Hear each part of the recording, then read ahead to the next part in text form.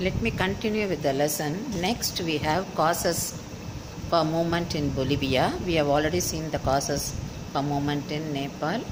Now it is Bolivia. So what happened in Bolivia? Why did the people protest against the government? So the problem here is, it is not to get democracy, it is fight against the democratic government, elected democratic government. So the reasons are, the World Bank pressurized the government of the city Cochabamba to give up control over distribution of water. The right of water was given to MNC, multinational corporation. MNC increased the price for water supply. Being a developing country, the people have to spend more on getting water. So my major portion of their income went for buying water. So this led to unrest.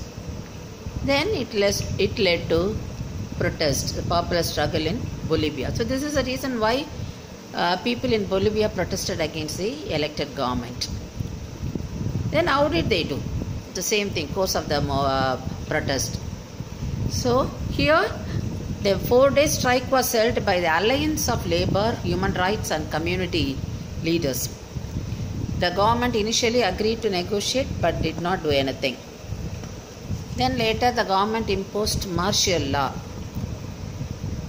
Then again the strike continued.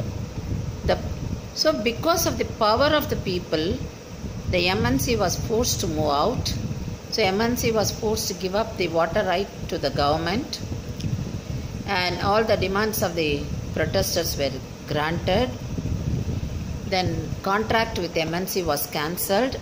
Water supply was restored back to the municipality, and it was given to the supply to the people at the old rates only. So this is the Bolivian water war.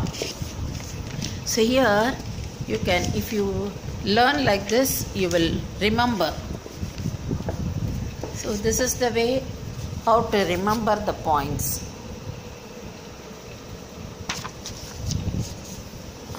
Causes of the movement. Then here you can see the points written in brief. This is easy to recall the points. Then course of the event. How did they protest?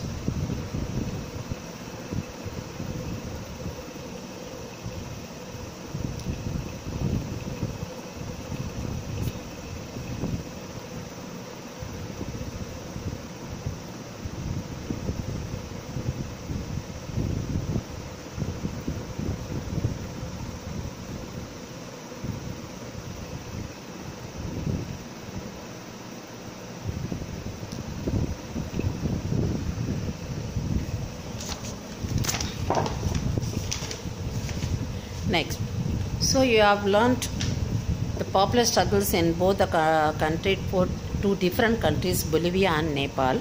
Now because these are the repeated questions in the examination.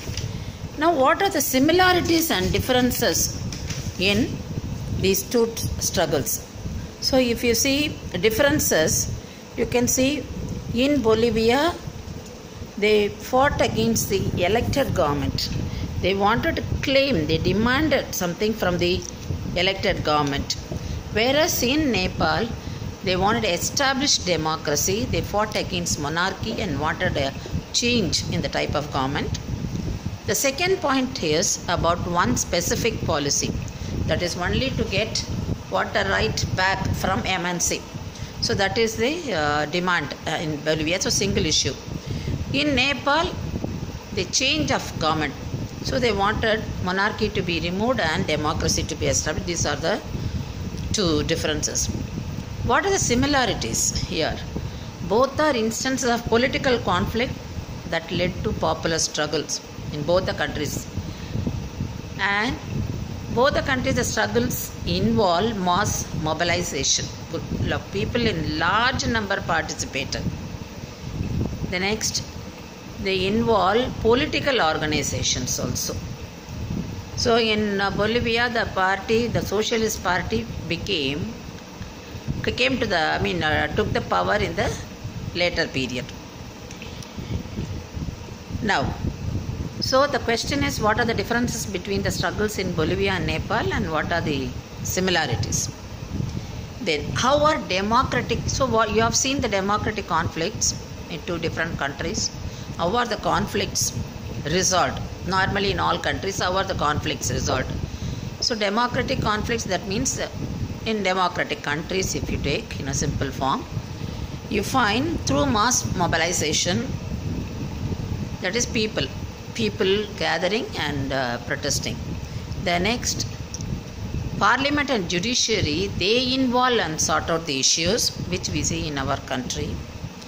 The next, if the problem is deep, the problem is resolved from people's side, from outside these institutions, that is from people. So these are the three ways by which democratic conflicts are resolved. That is a regular question asked in the paper. Then, how do the organizations, you have got several organizations in the country, how are the organizations play their role? So one is direct way of participation, that is creating political parties, and they participate in election and forming government, that is direct. The organization, they turn out to be political parties. For example, you can say DMK.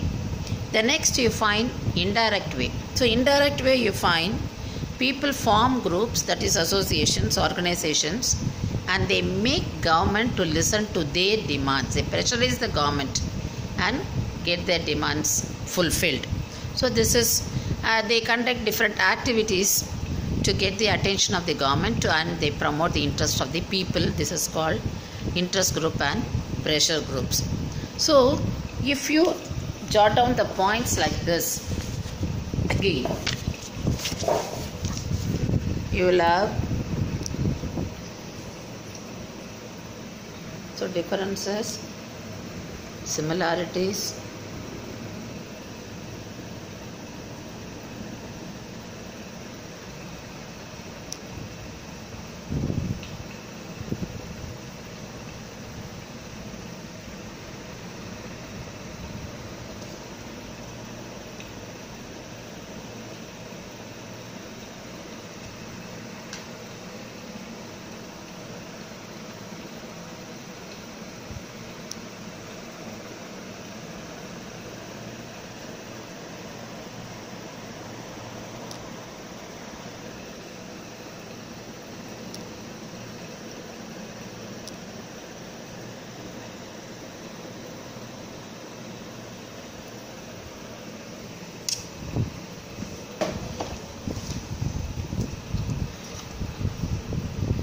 the next topic in this lesson is different types of groups.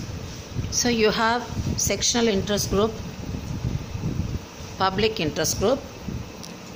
Again, this is also a very important question, very often asked in the paper. Promoting the sectional, what are sectional interest groups, what are public interest groups? Differences. Sectional, promoting the interest of particular section of the society, the members of that own group. Public interest, common for everybody. So example of sectional interest group, trade unions, and public interest, BAMSEF. The next you have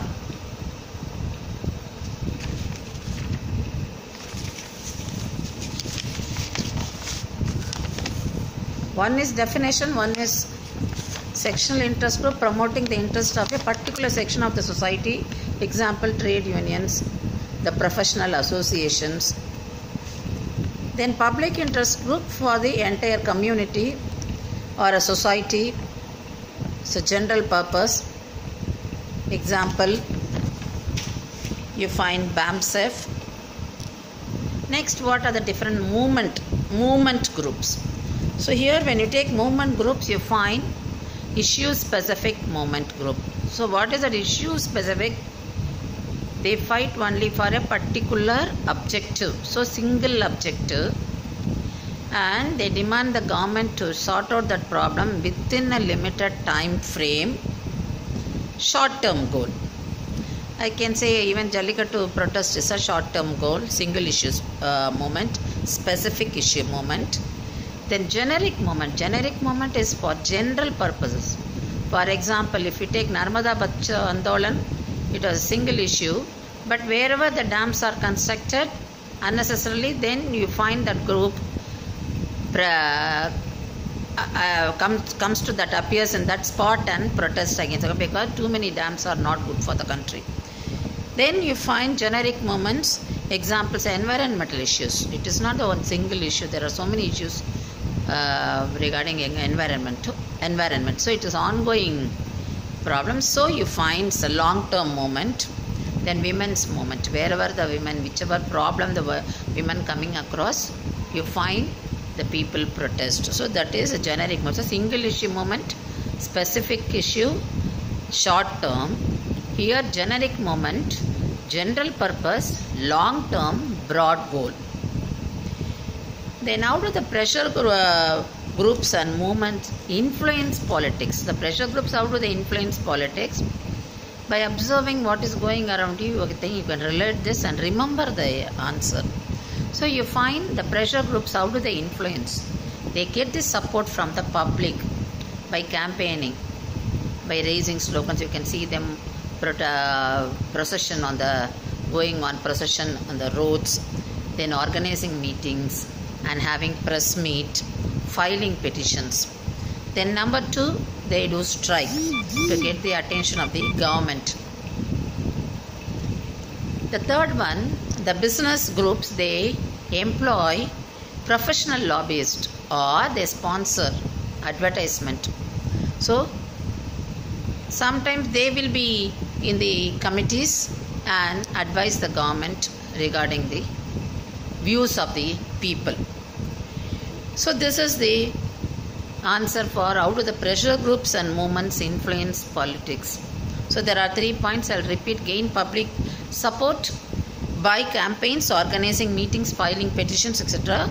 Number 2, organizing strikes, disrupts the government programs and get the attention of the government.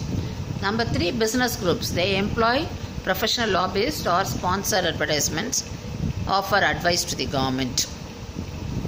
Then the pressure groups. Do they deepen the democracy? Yes, they deepen the democracy. How do the pressure groups deepen democracy? It creating actually balance. If one pressure group demands or gets some concession from the or benefit from the government, the other group will not keep quiet. They will also raise objection. So they check each other. At the same time, the government is warned not to be partial. Now, number 2, you find there is no wrong influence on government. So there is a balance of power maintained because of the pressure groups. So pressure groups definitely deepen because every group has a right to raise their demands, voice out, and they can reach the government. So pressure groups are important for a democratic country. With that, the lesson is over.